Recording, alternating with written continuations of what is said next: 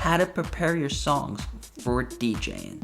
Every song you play when you DJ has to be marked with cue points of at least where to start and where to end the song, so you won't be DJing blind and not knowing the best places to mix in and mix out. So in this video, I'm going to show you exactly how to set the cue points so that every time you load a song, you are in full control and you know the song inside and out. So let's get started right now. Alright, now I'm using DJ Pro in this example, but you could do this with any digital DJ software.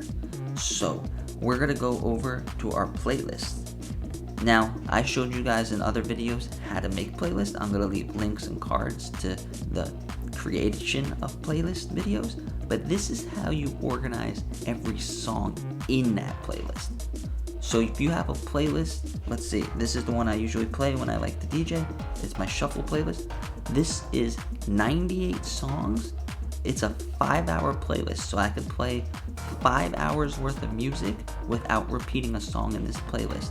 And every song in this playlist has cue points of where to start and where to end at least. And then you could add in other stuff if there's a vocal or an acapella you like to use a lot. So here, let's see, this is Boom by Tiesto, a very popular song, and I'll show you guys how I have it set up. So this is in classic mode. To get to your cue points, we're going to open up the mixer thing, and then we're going to go here. This is cue points, this screen is cue points, this one is slice, and this one is skip. I'll talk to you guys about what that does in a different video, but now I'm just showing you how to organize this song.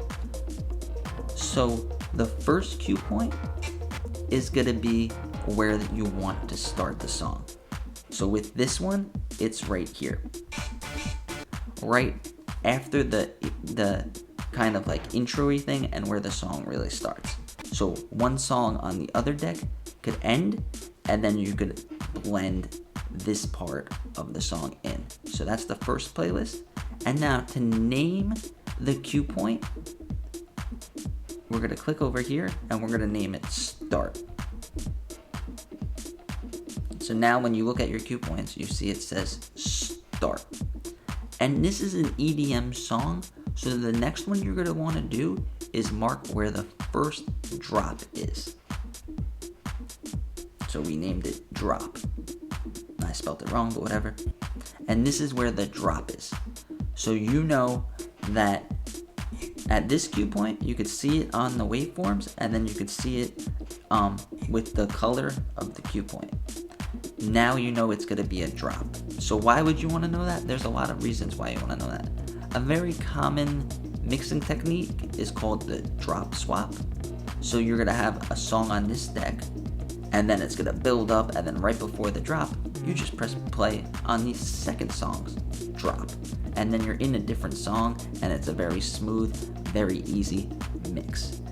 Another thing a lot of people do to kind of shorten the song so they don't play too much of one song is right when it's about to do the first drop, they just hit the cue point for the second drop. So you could start it with the intro part, and then it goes up to the first drop up to here, and then you just switch the drops. It's called going from the first drop to the second drop, and now you're where the song fades out. Also, what I always do when I'm organizing my song is I have a good place to end the song. So this is the end. This is when the beat goes out and it gets a little lighter, and you could mix into another song. So that's a great place to mix out. So I know that if I go into my playlist and I load this song, boom, I could start it here. That's a good place to start. If I want to do a drop swap, I got the drop. If it's playing and it gets towards this place where I can end the song and mix out, then I could end the song and mix out. And now you could also do more. You could find another place in the song, like towards the end over here, and then you could just put another end, or whatever you want to do that'll make it easier for you to mix. If there's 3 drops, you could do the third drop. You get 8 cue points for each song in this app. So if you want to use it all, you can. Now, so that's what I do for all my EDM songs.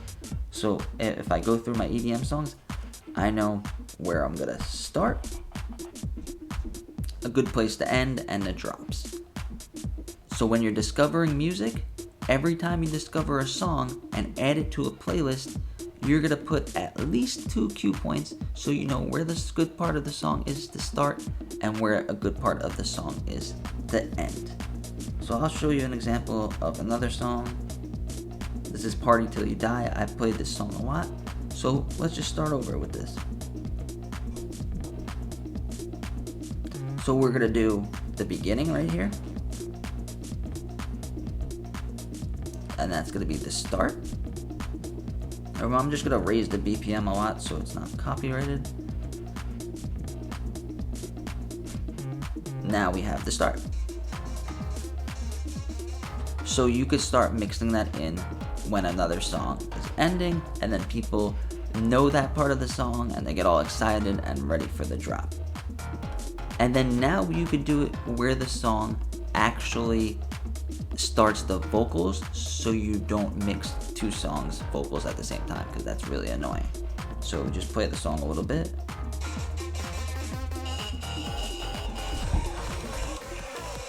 So now we have the start. So you could put this on a loop, and then you can look up there at the waveforms, and you could have it looped in.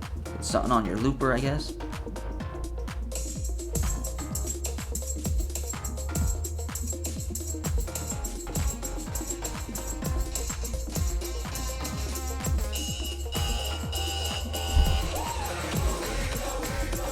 So now you know where the song's vocals are going to start. So as long as it doesn't hit this, I don't know if that's yellow or green cue point, there's no vocals. So you could use just that beat or that melody without worrying about the vocals starting. So you could just do vocals over here, and then that's the vocals. And now you could go over here.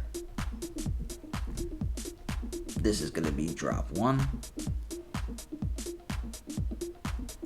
Drop 1. And you don't have to name these. If you could kind of tell by the waveforms that it's a drop. And then we can end it. Let's see. This looks like a good place to end it. I'm going to go over here. End it. Let's see what we got. If you add something by accident, you press the pencil here and you can delete it. So, there we go.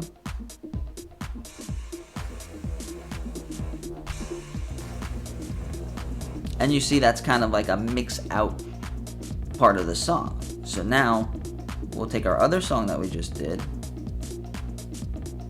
Boom. Sync it up. And then we have where we have the start and we have the end of this song. So I'm just gonna play it quickly.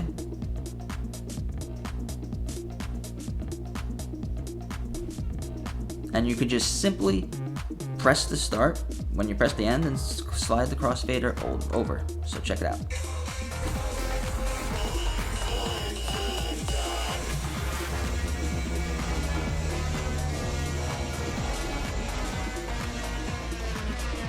So now, every song in your playlist has a part to mix in and mix out. So you could focus on scratching, focus on if the crowd's liking the song, and pay more attention and not having to use your headphones and be, oh, which part of the song, where am I going to end the song, where am I going to start the song?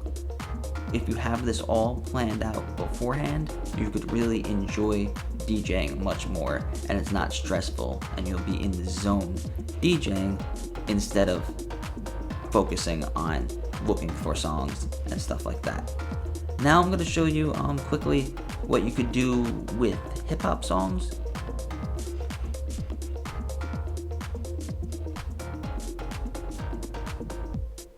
So this one is Hot in Here by Nelly.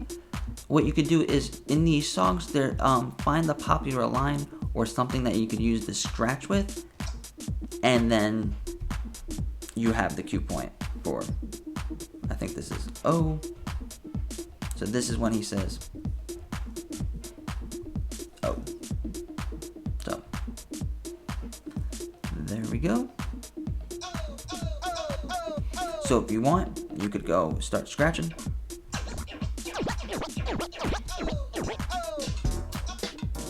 So now when you load these songs, you could use them for scratching, and you could put it in a separate scratch video. So I hope you guys learned something and you use this, because this is one thing I never did, and I was always wondered, how did these DJs know exactly what part of each song is, and how did they do it? But it's really, technically, they cheat, and they have all their songs marked with cue points. So it makes it a lot easier, it makes you look better as a DJ, and it makes everybody who's listening to your DJing have a better time. So if you like this type of video, subscribe to this channel. I make new videos like this every week on how to be a better DJ.